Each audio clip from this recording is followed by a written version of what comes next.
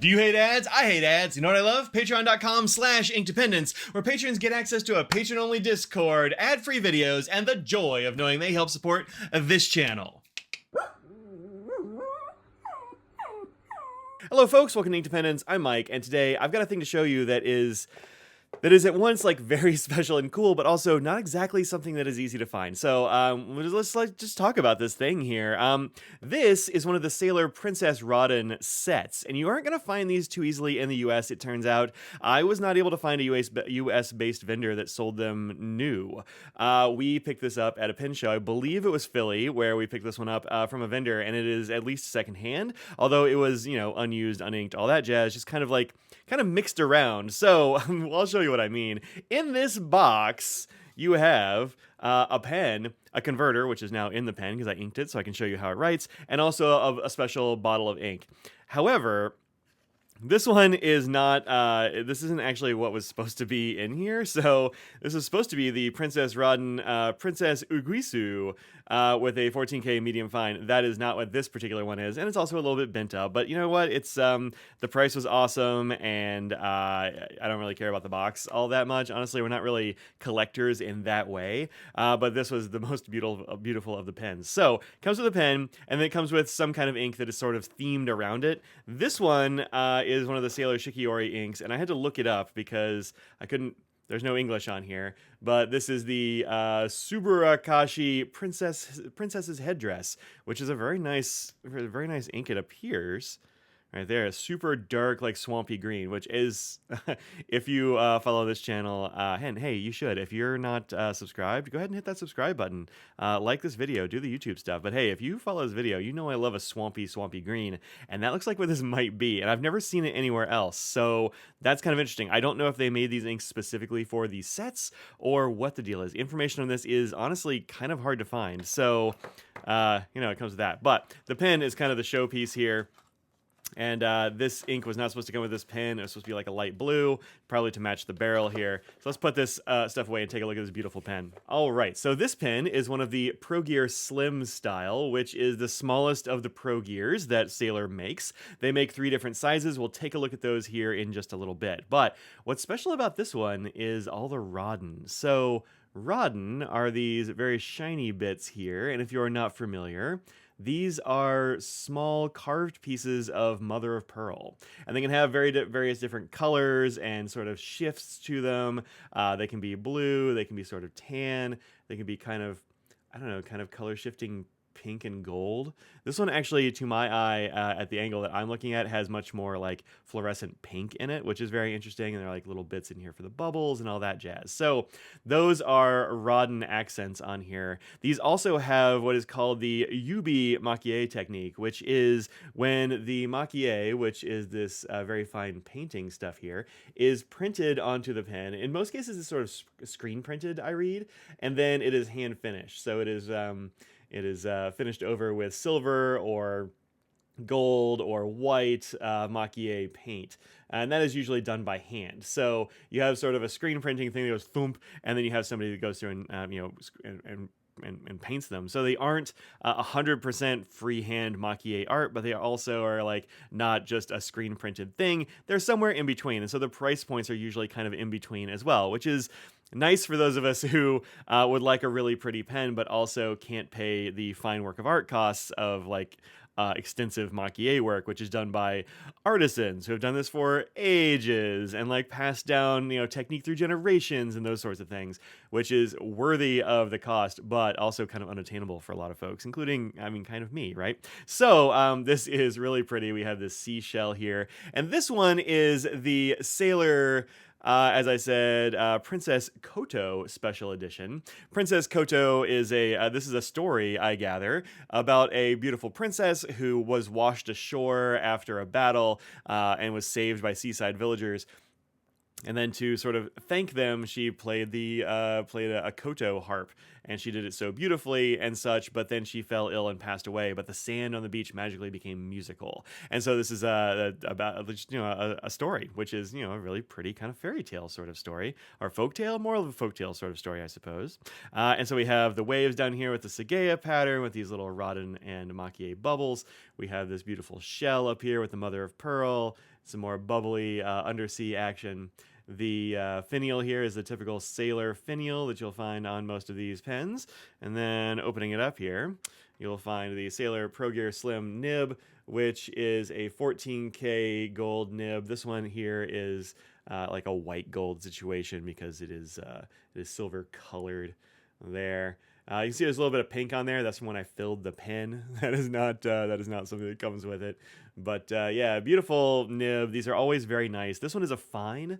You can find the marking right here, that little F, which is a very fine point, as you can see right there. In general, Japanese pen sizes will be about a size or so smaller than these sort of Western counterparts, like the Yovos and that sort of thing, and the Italian nibs and all that jazz. The Japanese nibs tend to be well finer, and this one is no exception.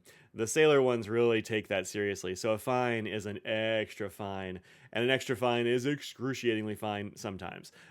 So they can be a little bit different depending on who's grinding them and all that sort of thing. But this one is quite fine. Inside the pen, you'll find the converter that came in that box, is in that little strap there, and it has been filled and inserted in the pen already. So that is ready to go. This set didn't come with any cartridges. I don't know if the actual like real sets do. This one seems to have been kind of mixed and matched, and that's why the price we paid was well lower than what I found online for this one. So we're very happy with that deal. So let me show you this pen next to the other Pro Gear models from Sailor, and then do a little bit of a writing sample for you. Here we have our 3 Pro Gear models. These are the Slim here, being the smallest and slimmest, the Standard Pro Gear, which is called the Pro Gear in general, and then the King of Pen Pro Gear, which is by far the largest and thickest. You can see that the differences here are kind of major. Let's see, can I hold 3 all at the same time? Yeah, there we go. There are kind of major differences here, even if the lengths of the Slim and the regular are not terribly different. Or kitty purry hair. It's one of my cats. The widths and such are quite different. And also the nibs on all 3 of these are different. Let me take the caps off so we can see what we've got going on here with nibs before we do a writing sample. Okay, so here are our 3 Sailor nibs. We have the Pro Gear Slim over here with the 14K gold nib, and that one is fairly stiff. In general, folks will say that one feels like kind of like writing with a nail, which some folks mean sort of pejoratively. They like a bouncy nib. That's not really going to happen with the Pro Gear Slim nibs so much. I enjoy that in a nib. I don't like when a nib is squishy. I want it to be predictable and hard and give you some contact and some feedback, and that does that well. Then you have the 21K nib here on the Standard Pro Gear, which I think is a really nice nib. They tend to be a bit softer than the 14K, and they just have a really good feel to them. And then you have the King of Pen nib, which is entirely different. It's still a 21K nib, but look at the size of this sucker. And these are downright soft. So you're not going to want to do a lot of flex writing with them exactly, but they do have an extremely like pleasant, bouncy, wet feel on the nib, on the paper. They are pretty amazing. But this is the one that comes in these Princess Raden ones, and it's a really nice little nib. If it is, even though it is quite fine, as we'll see here in just a second when we do a writing sample. Okay, let's do a writing sample here. This is just some Clairefontaine paper. It's a little notepad that I like to use for these little writing samples here. This is the Sailor Pro Gear Slim in Princess Koto with a fine nib. And as you might be able to hear a little bit, there is a little bit of like you can actually hear it on the page. This is quite a fine nib, and I'm not used to writing with these really fine nibs, so maybe I'm getting a little bit of extra feedback for the microphone here. Let me get it real close.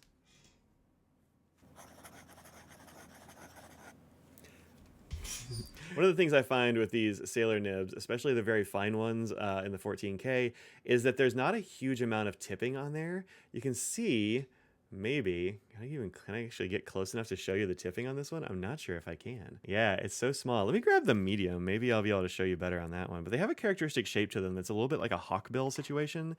And so the way that you put them on the paper really does kind of matter. Yeah, I think on this one you can see it. If you just look at the tip of the nib there, you will see that it is sort of flat in a very particular area. And as I turn it, you can see there's sort of a point underneath. And that means that you're going to have a sweet spot with these that is maybe a little different than you're used to with your regular, like, round nibs that you'll find on pens. Like Platinum tends to have a fairly round nib. Pilot certainly does, the Western pens and such. And so they're a little bit more forgiving, I think, of, where you're holding your pen and how you're rotating it and that sort of thing. But with these, you will have a bit of